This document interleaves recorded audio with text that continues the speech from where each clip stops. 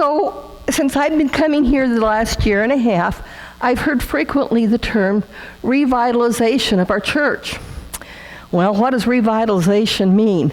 So I got to thinking, I know what vital signs are. I'm a nurse.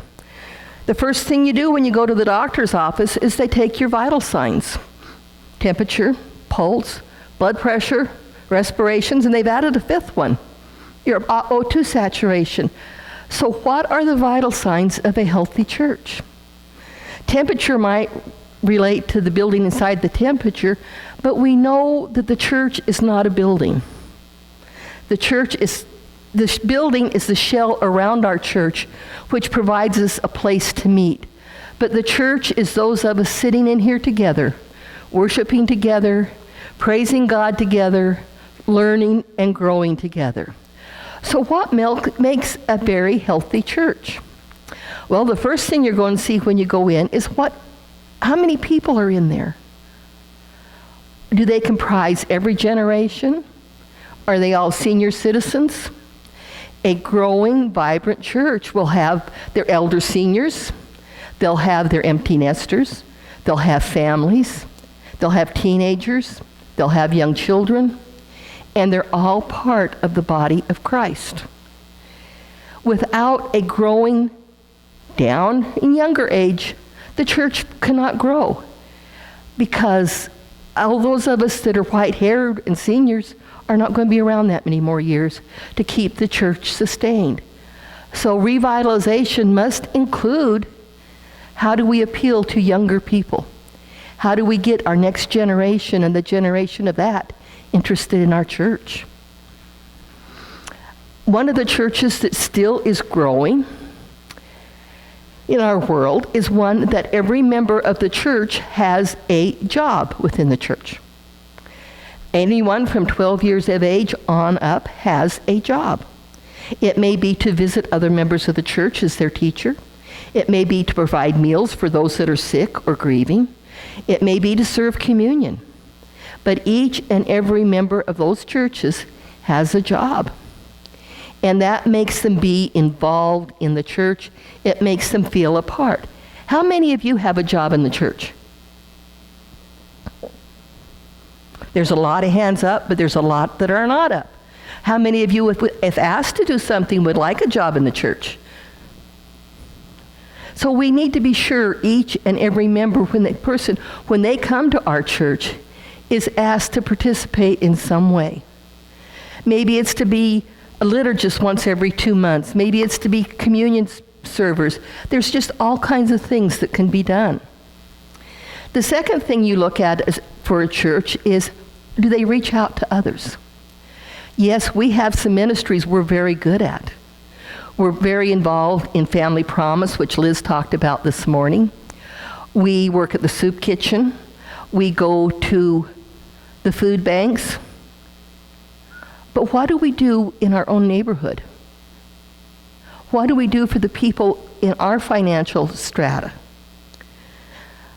These other places are reaching out to the disenfranchised, the homeless, the poor, but there are other people in our community who are unchurched. How can we, as a community of Christ, reach out to these people? How do we live our lives when we leave this building in a way that will make people want to come and join us? You need to talk about your church. Talk about the good things that are happening here. One of the best things that I see happened in the last year is our wonderful music program, that we once again have a choir. We have a growing bell choir. We have a wonderful adult Sunday school class. And I see a bunch of youth there in the back, and maybe it's time we start looking at, would their friends come if we had some kind of a youth group going on? Would they be willing to invite their friends to something here at church? Would that be something that we could do for them? We are a church. The church isn't the building. The church is the people who sit here every Sunday. Unfortunately, other than those that serve on committees, we don't get together away from the church. We don't visit each other in our homes very much. There's some of you that are special friends that do, but there's a lot of people who never have another visitor from the church. Maybe this is something that needs to be done. is to have a team that reaches out to people in their homes, maybe to those in nursing homes, to those that are confined at home and don't drive anymore. Could you pick up someone that can't drive and bring them to church? There are just so many ways you as an individual can provide ministry without coming and standing up here in front of the congregation. And that is what a vibrant, healthy church does. The second aspect of a healthy church is its finances. We as a congregation have chosen to become part of the United Methodist Church. So what does that mean? That means we're part of a greater church outside of our own little body. And part of our responsibility in that is to support the church's causes. So not only do we have bills to pay to keep up our own building, the salaries of people who work for us, but we also have to pay people outside of the church, the conference center where we get our programs from. We get all kinds of movies that we use in Sunday school. There's music resources. We have a district superintendent whose salary has to be paid. We have a bishop. We have office staff. There's just all kinds of people. Then there are these other things we support, and we support all these through our apportionments. And unfortunately, this church has not been able to support their apportionments in the last couple years. And these are things like UMCOR, which is relief for disasters.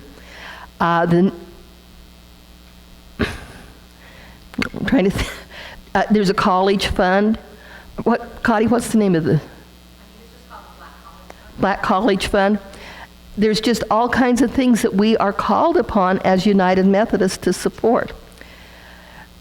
And long time ago, someone in my church said they weren't going to come anymore because they didn't like the pastor. They didn't like the message that was being presented. He was too liberal.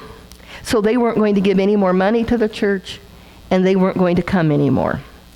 And they were told by some long-term members of the church, you know something? I'll still be here when this pastor's gone. Our pastors are only here for a limited amount of time. But this is our church. We're here forever. So we need to support what it is as long as we are members of this church. We know that Chuck is a great pastor. We don't know how long he'll be here. We don't know who will come after him. But we will still be here.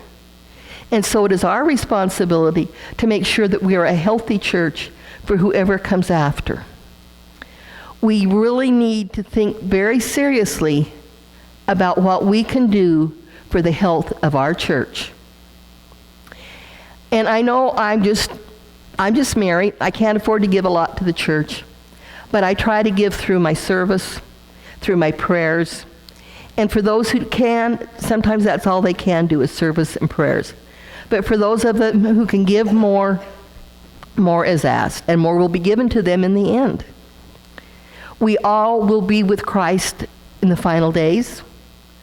We all will be part of the greater church universal. We are the church. We are Christ's body here in Lewiston, Idaho, and we need to take and reach out to all the others around us so they too can experience what it means to be a Christian. They will know we are Christians by how we act. You've got to take your behavior from church out with you into the community. You can't be here and say everything is wonderful and then go out and complain. That doesn't do any good. Now, if you've got problems with the church, there are avenues to solve it. We have a staff parish relations committee. They will be more than glad to listen to what problems you have. There's a worship committee who's willing to listen to suggestions you have on what you would like in a worship service.